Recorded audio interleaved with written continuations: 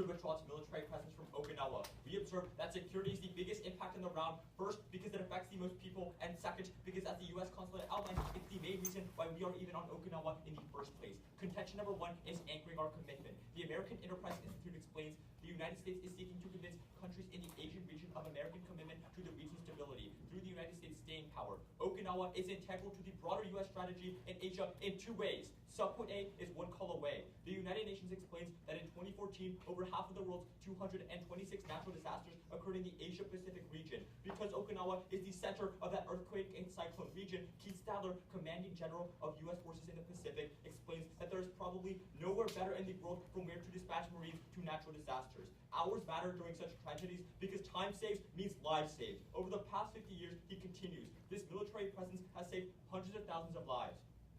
Eric Johnson of the Japan Times in 2010 explains that leaving would increase not only travel times, but also fuel costs. Keith Stadler explains that by helping those governments meet needs and rebuild lives, we contribute to political stability that sustains economic growth throughout the wider region. Subpoint B is sending the wrong message. Withdrawing from Okinawa would undermine U.S. interests in two ways. First, Grant Newsham explains that this would only be perceived as a sign of weakened U.S. commitment to the region. Second, Envol from the Australian National University writes that the removal of U.S. bases from Okinawa would threaten the overall credibility of the U.S.-Japan alliance and lead to a rapid deterioration of security in Northeast Asia. Unfortunately, Keith Stadler notes that this would cause countries to drastically increase their defense budgets, leading to a regional arms race. Paul Deal of BYU explains that this often cyclically escalates into conflict because in the case of deeply seated historical rivalries like that between Japan and China, neither side would trust each other enough to stop militarizing, increasing the probability of interstate conflict by 222% and war by 331%. Thus, Rajesh Kapoor from the Institute for Defense concludes that Okinawa is essential for regional stability. Contention number two is keeping the peace. U.S. presence in Okinawa stabilizes two potential flashpoints. First is the island chains. China wishes to control the first island chain, which according to Toshi Yoshihori of the U.S. Naval War College, stretches from the Japanese archipelago through Taiwan to the Philippines. Even more worryingly, Daily Beast columnist Gordon Chang writes that the encroachment of the three Chinese vessels on December 26, 2015 signals a new phase of incursions to grab the Senkaku or Diaoyu Islands. Unfortunately, Bonji Ohara furthers that Okinawa's location near the disputed first island chain, including the Senkaku Islands, allows us to monitor and deter actions by the Chinese Navy, making Okinawa irreplaceable. Second, Taiwan. China's Xinhua news agency reported that the election of the pro-Taiwanese independence DPP party poses grave challenges to cross-strait relations with China. This has led Beijing, who views Taiwan as an integral part of its territory, to take Taiwan by force if necessary, pointing its missiles at the island since the recent election.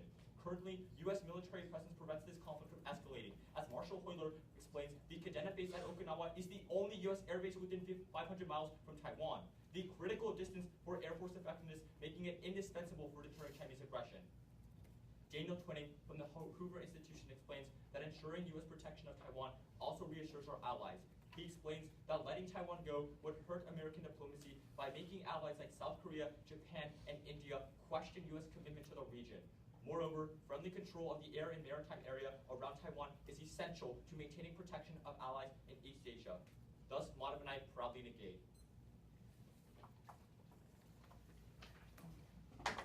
For our speech, could we see a PDF for the consulate card you read in the check mark? Yeah. Are you going to take prep for that? Or? Yeah, I'll take prep when I get it. All right.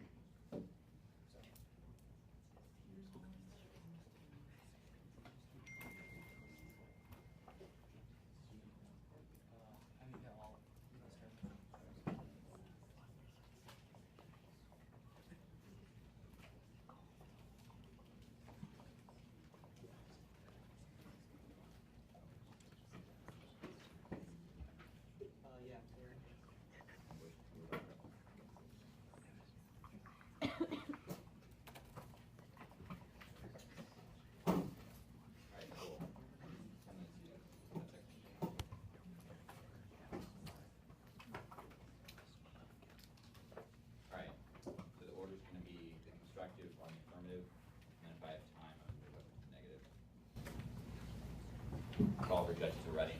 Audience. Blast off. We affirm resolve. The United States should withdraw its military presence from Okinawa. Priority should be given to arguments related to stability for two reasons. First, purpose. According to Japan, the primary objective of American presence on Okinawa is to promote regional stability. That's what their card says too. They try to make it about security. No, it's not about security. Note the difference. Their card literally says it is Okinawa plays a crucial role in bilateral efforts to promote peace and stability in East Asia. Don't let them misconstrue the two. That card, their card in their framework literally talks about stability. So that's what we're talking about. In addition to this, the prerequisite, Dr. Sartaj explains, stability is a prerequisite for economic development and betterment of the nation's quality of life. Starting off chapter 1, A New Japan. Removing Okinawa's troops bolsters long-term security for two reasons. First, our presence prevents Japan from self-reliance. Stanford University writes that our military presence allows for Japan to shirk its responsibility. Chalmers Johnson goes on to argue that America's outdated presence in Okinawa is the largest roadblock to the necessary domestic political conditions for Japan to assume a balanced role in regional affairs. He continues that a self-reliant Japan is the single most important component of the balance of power in East Asia. Then Ted Carpenter argues that withdrawal of military presence from Okinawa will force Japan to, quote, fill the gap. Simply put, regional stability is further moving Japan is held accountable. Second, our presence bolsters unnecessary Japanese aggression. Ted Banda posits that because the Japan feels secure within our safety net, it confronts other nations with malicious nationalist rhetoric. Mark Toma dubs this concept a moral hazard, which he defines as one becoming risky when they believe they're insulated from risk. And Robert Kelly continues that this occurs when small states pick fights with larger opponents, knowing that a hegemonic patron will defend it. And in this case, Mr. Kelly puts it, the patron is the United States and the small aggressor is Japan. Brett Benson quantifies this problem, noting that geopolitical moral hazards increase the probability of armed conflict by a whopping 249%. Brenda Go corroborates this. After Japan criticized China for building oil exploration platforms in the East China Sea, China found justification to react violently. Unchecked Japanese rhetoric increases the Chinese threat, end quote. In fact, Stephen Harner explained that the Japan-China dispute would not have escalated to its current level if Japan had not had the backing of the United States. Thus, the solution is to withdraw our military presence from Okinawa. The Cato Institute goes on to explain that withdrawing forces would place pressure on Japan to form better relations and prevent Japanese politicians from playing the nationalist card at home, thus acting as our solvency. Former Prime Minister Hayamato concludes that someday when the time will come when Japan's peace will have to be ensured by the Japanese people themselves. Judges, that time is now. Chapter 2, The Angry Panda. John Mearsheimer writes, in the status quo, China has massive territory and thus prioritizes its domestic economic development over new lands. Dr. Richard Lebo's 67-case meta-analysis explains how our deterrence effect is in fact counterproductive because of the nature of China is not to attack or be aggressive, but rather to focus on economic goals. He writes in his meta-analysis that American military presence attempting to deter aggression only experienced any form of success 4% of the time, and rather than stabilizers, our presence in China's backyard makes us seem like perpetrators in the conflict. So, John Glaser then wrote that American presence boosts anti-Americanism, which promotes China to pressures and Chinese leadership to put up a fight against the United States. And the impact is decreased stability in three ways. First, defense spending. David Vine writes that China views the United States making bases near their borders as a reason to raise military spending in the face of mistrust. The Institute for Security Studies quantifies this, stating that higher defense spending equates to a likelihood of increasing conflict by 6.8%. Second, economic disruption. Eleanor Hoy writes that the health of our national economy is dependent on strong ties with China. And John Chan then writes that the United States, because of its presence in the region, quote, bears chief responsibility for the explosive economic consequences of the island dispute, accelerating the global depression and dropping the amount of Japanese car exports to China. Fourth, aggressive foreign policy. The diplomat writes that the United States military presence in Okinawa has driven China to consolidate national defense through assertive foreign policies. And Katie Herndt furthers that China is building counter bases, increasing tensions, and building airstrips on local island chains in direct response to American presence in the region. So now on their case, they try to argue the humanitarian argument on the first one. We have a few responses. First, you can term this. The FPIF tells you that confusion about military role of soldiers or relief actually creates suspicion and fear in the local populace. So as a result, many of the people in that area don't access the relief as a result. This has occurred in many countries. You can also turn it again, because the United States military is by far the worst polluter on the planet. So this means that the United States base in Okinawa is causing the climate disasters. Withdrawing solves the root of the problem. For those reasons, I'm proud to stand in the affirmation of today's debate. During Crossfire, can I get, yeah, so Just like, you just have Crossfire and then I give you evidence before right, you so rebuttal. can I just let you know to just get ready? Yeah. So 4%, whoever it is, whoever says 4%, and also, just nice to see your case afterwards. Sure. Ready for process.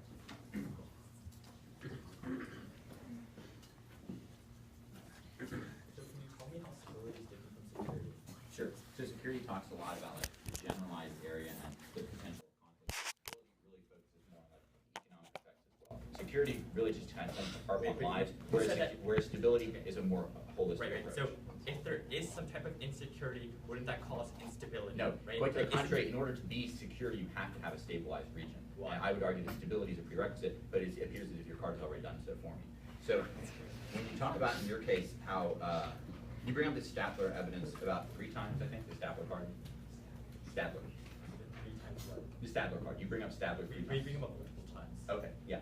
So when did Mr. Stadler leave the United States military? I don't know, you tell me. Before I was born.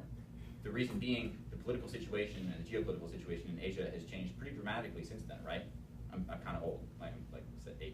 I give you your age. Yeah, well, my point is, he left office in I don't 1997, understand how that more than fundamentally 18 changes years the fact- ago. Like, So the my question internal is, war makes a lot of if he sense, was right? making these Because- comments when he was in power, Here's then the- how here's can you the tell me issue, that he can comment on the current geopolitical situation The embassy in wasn't South like, China he Sea? made this speech in the embassy in 2010. So I would argue that it's not as if he completely outdated. But second, that's Okay, not it was a responsive. speech. Wait, connect. Wait, it was a speech. Let me just Yeah. understand this. So there was no methodology going behind the hundreds of thousands number. Okay, and This it- was at a okay, political well, can I- rally can I in front of the respond, please? consulate. Can I That's what you're telling respond? me. Okay. From a guy who retired Okay. more than 18 years ago. I think that Crossfire is necessary to have 2 people talking. Go So- for it. No, I'm So I'm saying that the internal warrant is that whenever we're in a region that allows us to quickly respond equidistant to other areas, that makes us and that allows us to quickly respond to other areas. Now that's really crucial, right? I understand that, but I'm trying to quantify that. And your only way of quantifying that is citing a political speech from a guy that like literally model left being his a self position rebuttal. 18 Can we years please ago. move on? No, I'm just asking him how we Yeah, and can model quantify being it. self rebuttal. No, how can we quantify it? It's a different question. How can we quantify it then? Quantify like the amount of lives that The we're amount of saving. lives saved by humanitarian aid programs. Like I would argue that it's very difficult to quantify like the specific amount of people who are being saved by humanitarian aid. Going to your first contention, are you telling me that Japan's going to act as a deterrent to China? No. The idea of our first contention is that Japan is shielded right now by American presence. So in other words, what they do is they hide the time. I'm Your solvency explaining. is a deterrence. So the solvency is that when the United States pulls out, they have to better their international relations with their neighbors, because all of a sudden, they're no longer being protected by their big brother. Do they increase their militarization, yes or no? No. But The idea is the internet. That's what your Stanford card tells me, that they No. increase the responsibility and thus increase No, militarization. no. See, that's the problem. The Stanford card is just talking about success. That was So 4%. what is the- I'm what is trying- Shinzo wait, Abe wait, going wait, to wait, do? wait. What is You Shinzo remember Abe what going you to do? earlier this Crossfire said about 2 people talking? Yeah. I think Crossfire is about 2 people asking questions too. That's fair, that's fair. Okay. So you bring up in your case how it's going to become unstable in the South China Sea conflict if we continue to have presence. Would you dub the South China Sea conflict right now as unstable? Okay. Well, what do you mean? Would you describe it as Like, I would unstable? argue that we're reaching that brink. We're reaching that brink. Can I get my phone? And Yeah.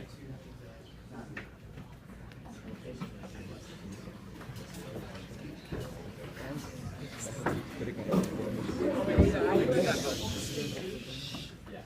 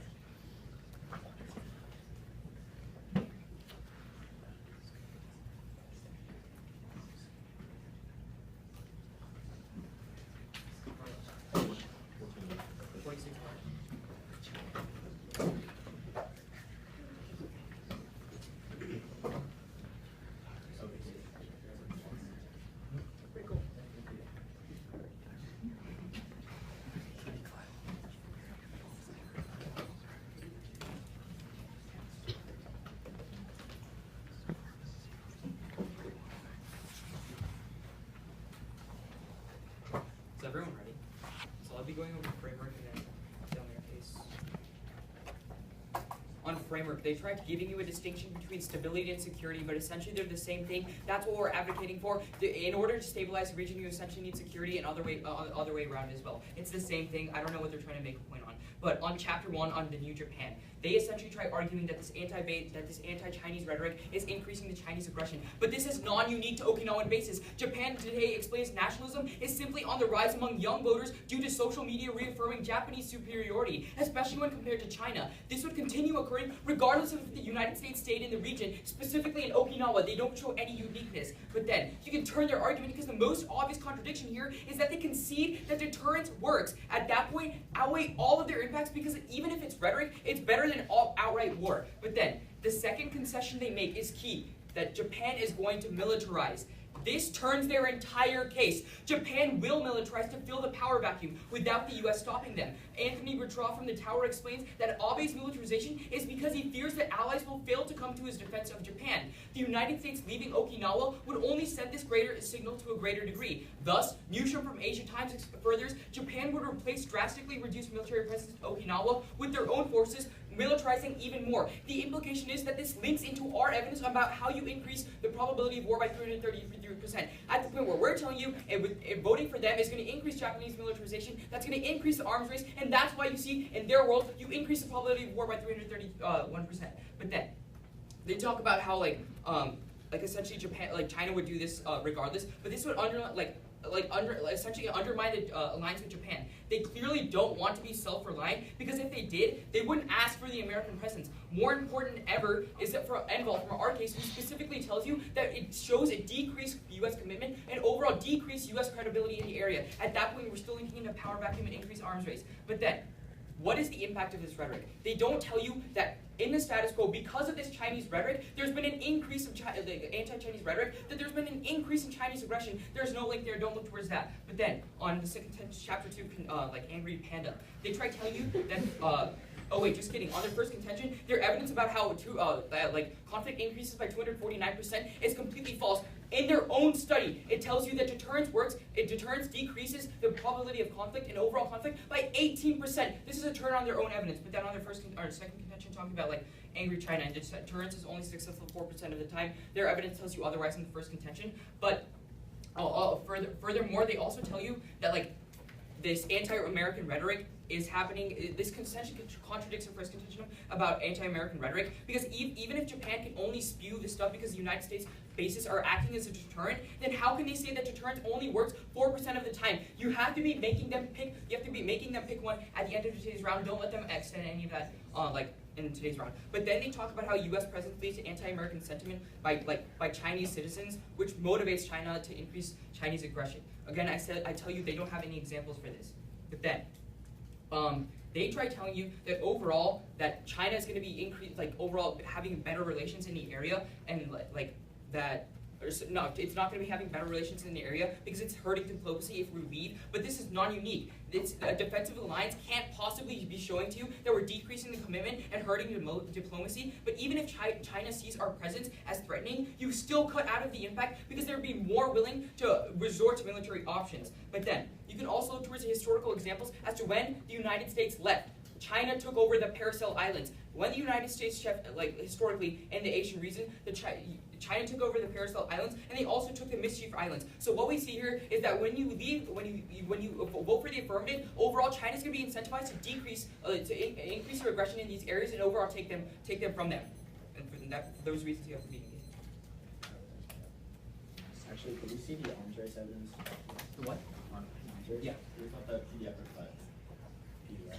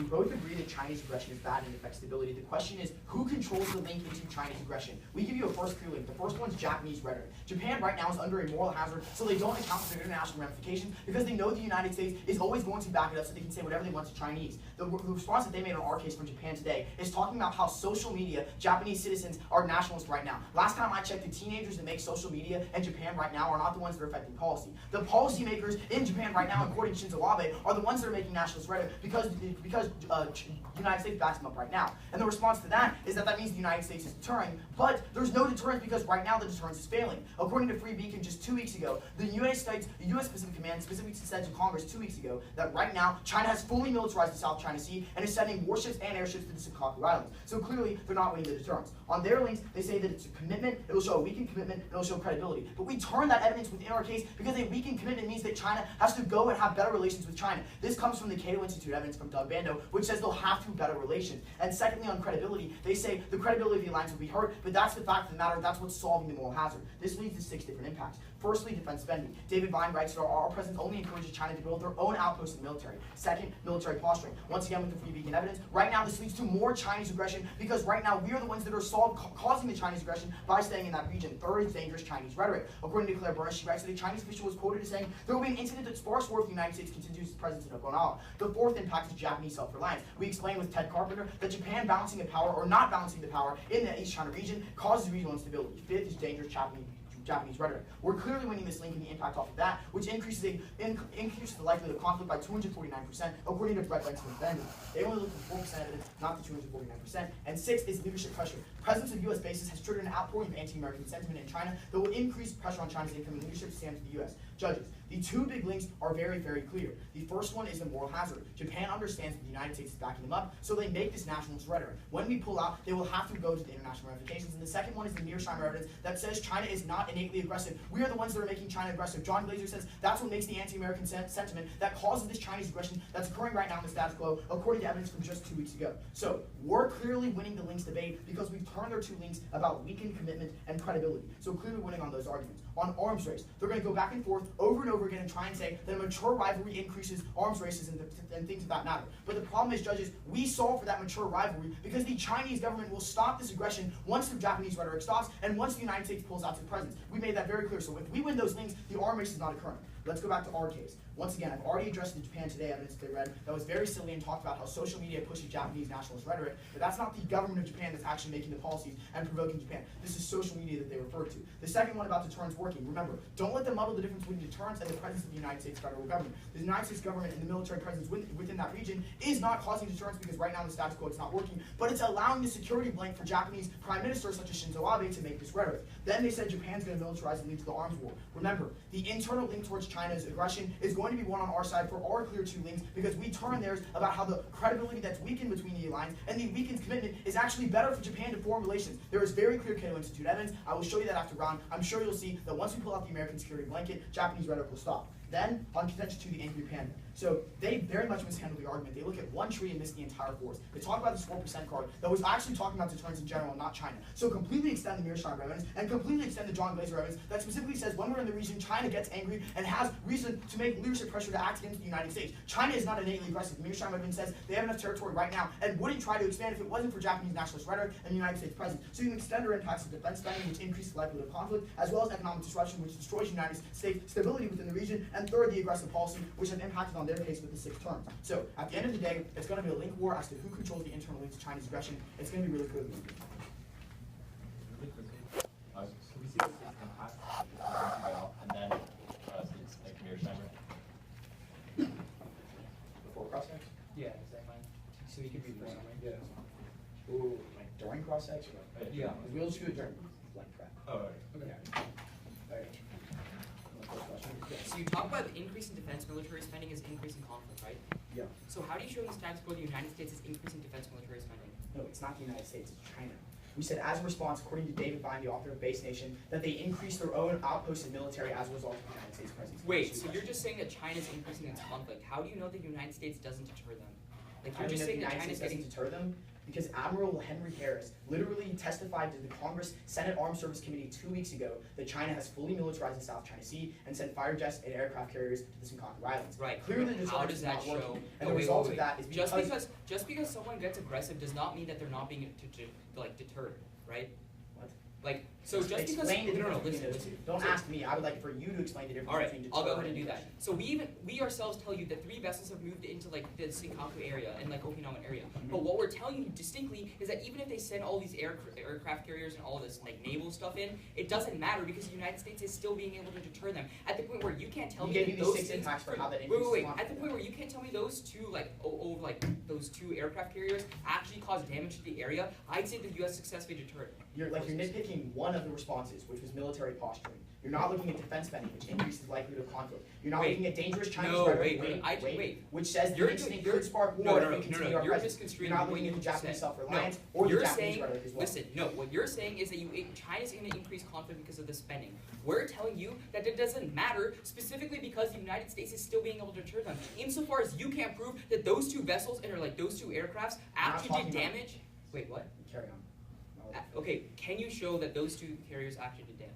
Yes, we've told you specifically how it increases the likelihood of conflict right now when the United States Right. is in China's I backyard. understand that it could be classified as conflict, but I want to know whether or not they actually did damage to the Okinawan forces, the Okinawan area, Ryukyu Islands, or the Senkaku Islands. No, we're talking about regional stability. We're not saying they're like killing people in Okinawa or things of that sort. We're saying it hurts regional stability. Can How? I ask you a question? Can I Okay, ask yeah, you a go question? ahead. You've got time. Yeah. Okay, so let's talk about humanitarian presence, right? Because I don't want you guys to extend it over. That's why I have strong 3 arguments upon that. So this Keith Stadler guy, right? Right. He just said this at a speech and had literally no methodology or no factual backing of what he said, right? Here's the thing, I just wanna make that clear. the internal warrant is because of the one called waste subpoint. We're specifically telling you that the reason the United States has been able to do this is because they're like strategically located. Remember, the UN tells us that the United States military forces in Okinawa have been in 226 natural disaster okay. operations. What if I At told that you the point, diplomat writes that if we move to the Philippines, a hospital ship towards the Philippines, it would actually be better for national disaster? I tell you that right now, the United States is not allowed and the United States is not active in Philippines, and I can just tell you that a move to Philippines. No, it's not a military ship. It's humanitarian. Whatever it is, ships. David will tell you that moving to Philippines is bad. Why? I mean, Like, it better serves the disasters. It says there's more seismic activity. what do you mean? Like, how are you still deterring China if you move to Philippines? Humanitarian aid isn't to deter China. It's Right. completely different. Okay, wait. So, but you're telling me that you're going to relocate troops over to Okinawa, like No. Philippines? Never mind. We're talking about humanitarian aid to Philippines because that's where more of the disasters happen. All right, can we get the evidence? Yeah, sure. Which evidence was it again? Your timer only 6 minutes.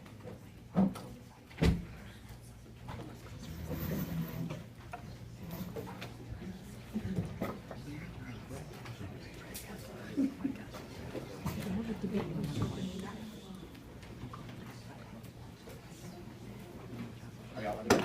No. Okay.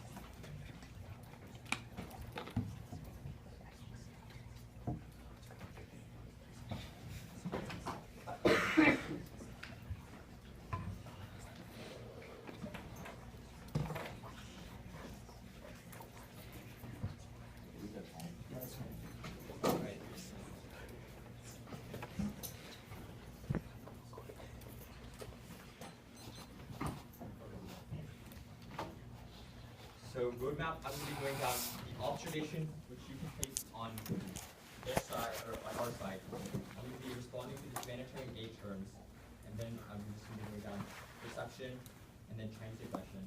Which side you want to think?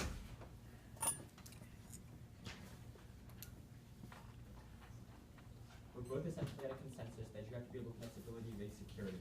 At the end of the day, we're going to be doing this in a couple of ways. But first on the links, they tell you specifically that these people can't access the aid, and that's why specifically it's a turn on our humanitarian aid point. The issue is that you have to look at the comparative analysis of whether or not the U.S. is there. We tell you that there wouldn't even be aid there if the U.S. were not there. That means that even if people are not accessing it, that means that there's still comparatively more than there would have been if the U.S. is not there. That being said, even if you want to look towards a link turn, they don't even impact it because they're the ones who are impact mitigating us in this status. Like, they're responding to us on the impact level by telling you that there's no way to weigh this impact. So that means even if they win the link, they can't weigh the impact. That being said, there's two ways where you can vote for us. First, on perception.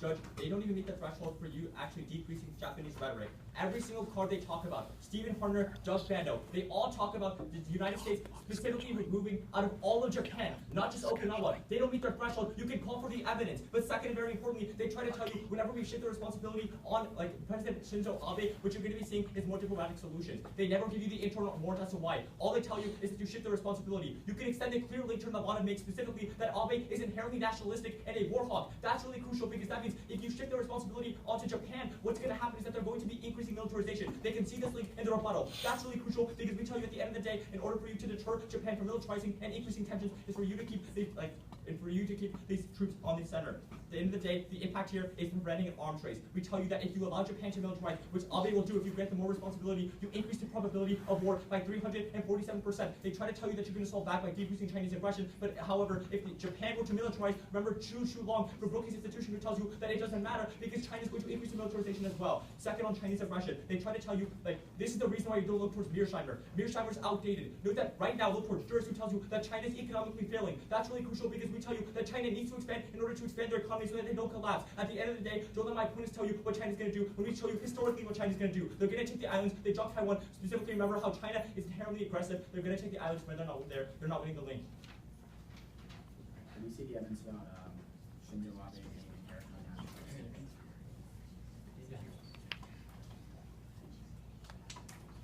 Who's your evidence as well?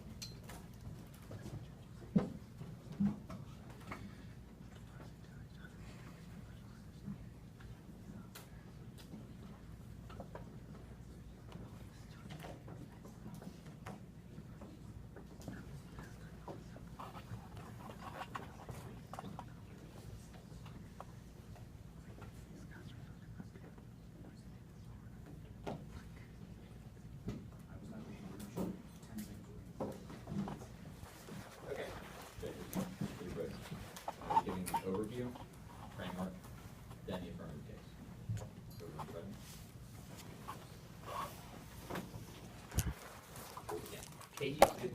That the reason why China's been acting up is, quote, what Xi Jinping wants in the East China Sea is some kind of concession from Japan, even if only rhetorical in nature, end quote. In other words, if the nationalist rhetoric from Japan stops, that means the motive for China to operate in the South China Sea, as it's been doing with militarization, ends. At that point, we're winning because Bando of Cato tells you that once the United States removes its security blanket, China will have to weigh the international ramifications of its actions and make it severely less likely to provoke China. It then writes later in the card that politicians in Japan are no longer going to play the nationalist card at home. That was read to you in case they didn't respond to it. That means that we have solvency to the internal link. Then, they try to argue on the Mearsheimer evidence that it's outdated, but even if that's so, Glaser tells you that China is innately peaceful, but in addition to that, they don't tell you what year it's from or why it's being outdated is a bad thing in this case. Then, on Abe being inherently nationalist, we called for that card. It's talking about him being inherently hawkish on talking about indicting war criminals. It's in no way regards to what the geopolitical situation going on right now. And even if you're not buying that, if the situation continues as it is, and all of a sudden it becomes bad for the people to become nationalists in Japan, Shinzo Abe is not a king. He will be voted out of office immediately after. So,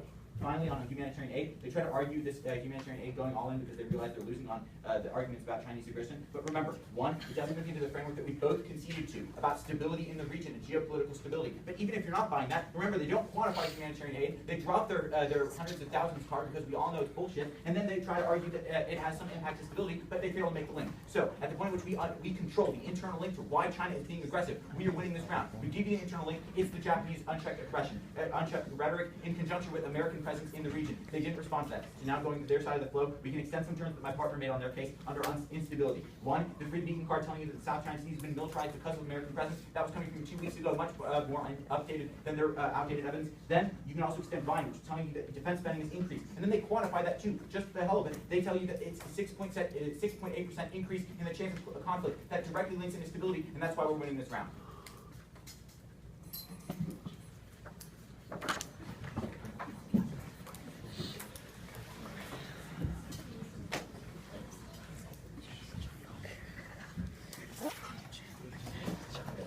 So specifically, you tell me that China's increasing their spending right now, and that's going to that increases the chance of conflict by 6.8%, right? Yes. So why does Japan not militarize when you leave? You didn't say Japan doesn't militarize when you leave. Oh, You so said you Japan militarize. takes its actions into its own hands. Wait, so Like, wait, let me give an it's analogy. militarized. Let me give an analogy Yes to or no, explain the it's phenomenon. militarized. Say Franz wants to fight me. If Mike Tyson's standing right next to me, like I'm much more likely to swear to Franz. I got Mike Tyson on my side. I'm backing out. The moment Mike Tyson walks out of the room, I am much more cautious in the way I deal with relations with Franz. I understand. The same evidence comes with Japan. So let me explain. Really quickly, just When Japan has to be yes or no. accountable for its actions, regardless of the militarization and regardless of your arms race argument that we all know is predicated among Chinese aggression, that's going to be solving the real Okay, core really problem. quickly, like That's so does misconstrued. Japan militarize, yes or no? Japan militarizing is Okay. more nuanced than a yes or no on-off switch. Yeah. Japan can militarize So do they defensively, increase or their it can defense militarize. spending? Like, that's all I'm asking. Do they increase their defense spending? No. China is increasing its defense spending in the status quo, and we extended talking that about to Japan. summary I'm talking about. about- I know you're I'm talking about talking- Japan, but you're So losing what on would China, so I want to talk Japan about do? that. Okay, so tell me. I'll tell you that China is increasing its defense spending in the status quo because of American presence. What does Japan do when we leave, right? Like, do they increase? Okay, this is just going in circles. So specifically, can you tell me if they're going to act more diplomatically, we shift more responsibility, right? How do you win the threshold? What threshold? Because your own card, Stephen Harder and Doug Bando, tell us that the only way for us to shift responsibility is for us to completely leave like Japan. Let me Since give I'm you a never thought, let talking me give you a about thought this at experiment. all. Let me give you a thought experiment. This is how the real world works. It works on a sliding scale. If every single United States military personnel removed itself from the island of Japan except for one soldier, would Japan still be making crazy nationalist rhetoric? Probably not. It's one soldier. If we take out 24,000 soldiers from Japan, that's clearly going to be solving the problem. And that's what Doug Bando says, because he was specifically talking about Okinawa troops. So in the real world, we use a sliding scale. So this whole threshold argumentation doesn't make sense, because in the real world, when we take out, like, literally 23,000 troops, of course Japan is going to change its relations. Okay, great. So you're telling me that we're taking like a majority of it, and that means that- 75%. Okay, great. So do you have a question? Yeah, sure. All right, so let's talk about. Oh wait, just really quickly. Shoot. Yeah, go for it. All right. So when you talk about Chinese aggression, what's the internal link? Internal link is twofold. One, that simply American presence is in the region. We explained that they don't like a hegemon in their backyard. Then we also warrant this with Japanese rhetoric that's now being unchecked because of the moral hazard that is in place. Okay, So you talk about, now I got a question. So you talk about social media and how that's responding to Japan, right? That was kind of. So yeah, I mean, it was dropped, but I kind of like it. I think it's kind of funny. So how many teenagers in the Japanese government are making the policy? Like, how many? Oh, well, I would tell you the person who's making the most important policy. Well, first off, you know that Japan now works. Does Shinzo Abe even have? Wait. You know that like Japan works with a referendum, right? So if these teenagers are voters, that means like they're probably going to be agreeing on these policies. But second and very importantly, we tell you that it's Abe who's a war hawk, right? Like No. That's a great point of contention. The Abe Warhawk evidence, I would love for the judges to see it. It says he's a hyper-conservative on World War II war criminal issues. It makes him angry. It doesn't even say China. Like, control F the paragraph you show me. It doesn't even say China. So, that's not me.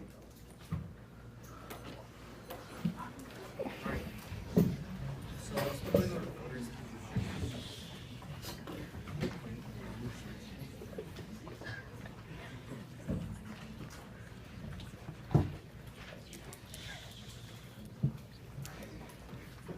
My opponents talk a lot about writing these chapters, but we're the ones who are going to be talking about the most impactful conclusion. The first voter you vote for vote for us is on the negative perception. They keep trying to tell you that this negative perception does not exist because there are two internal links. But remember, they tell you in their own branch Crossfire that overall we'd be removing 75% of all of our forces in Japan. This bites completely into our advocacy, into what we're saying. At the point where we're telling you that you're ripping the entire Japan out of all of its forces. You're going to be seeing that all our allies and Japan itself is going to be seeing a decreased commitment. That's exactly what we're saying. You decrease credibility. Essentially, you're also going to be seeing that overall, you see Japan militarizing. They try telling you that Japan is going to take everything into control, but that's exactly what they're going to have to do. They're going to have to militarize for themselves, and they also have to be self-reliant. But then that links us hard into our impact on how you increase the probability of war by 331%. Remember the internal war. We're specifically telling you that when you increase an arms race in a region, regardless of who the actor is, you increase the probability of war by 331%. But then, the second key voter is going to be coming from Chinese aggression.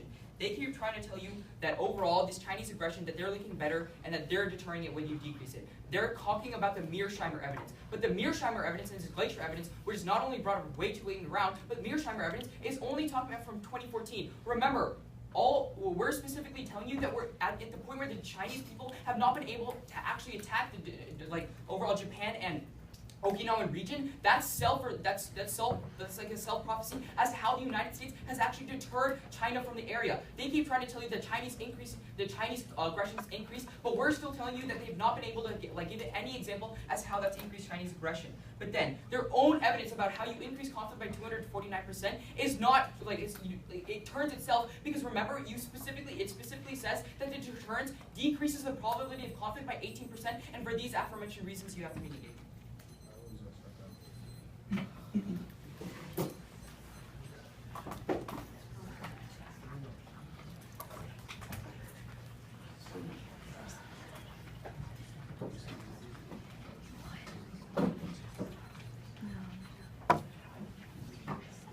Alright, so we're going to be going over Chinese aggression, and the voters are going to be doing how we link the links to Chinese aggression, and then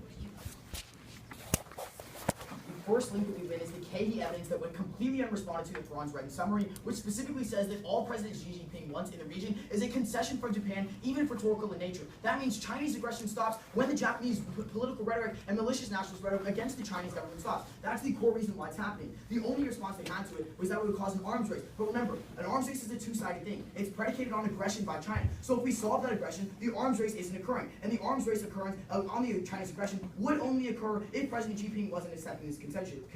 But he is, and we can show you that evidence. It's great evidence. Secondly, they talk about the moral hazard evidence. The only arguments to make on this is that Shinzo Abe is inherently a hyper-conservative and is always going to be nationalist. One, he's talking about war criminals. Two, the second attack they put on it was that teenagers in the policy are going to change it. But like we said, teenagers are not changing the rhetoric. It's the Japanese politicians, such as Shinzo Abe, and that needs to change. The Cato evidence gives us great solvency. They made no good responses on it. The Cato evidence says when we pull out, it will force Japan to make better relations with China. So that is our second access to decrease Chinese aggression. The third one is that our presence there makes us perpetrators of the conflict. They attacked Mearsheimer in their final focus by saying we brought it too late. Mearsheimer was on our case. That's why we gave it to them. Mearsheimer makes it very clear that China is not innately aggressive. And secondly, the glacier evidence says that when we were in that region, it makes China more aggressive and makes them build up their own outposts and military. So we're clearly winning on the fact that when we are in that region, it makes China more aggressive. They've never had a good response to it. We've made it very clear that deterrence is failing right now as a result of that issue. Then, secondly, the impacts. First is defense spending. When this defense spending, Chinese defense spending goes up, it increases the likelihood of conflict. The only real responses upon this, or actually there wasn't, so you can extend those across the flow. Secondly, with economic disruption. Once again, when we have this presence in the Chinese area, in these areas of the South China Sea, all it does is increase these Chinese aggression on trade routes, which destroys United States trade, in which $500 billion goes through that region. And third, aggressive foreign policy. This is going to be your biggest voter into the stability framework that we both agree to.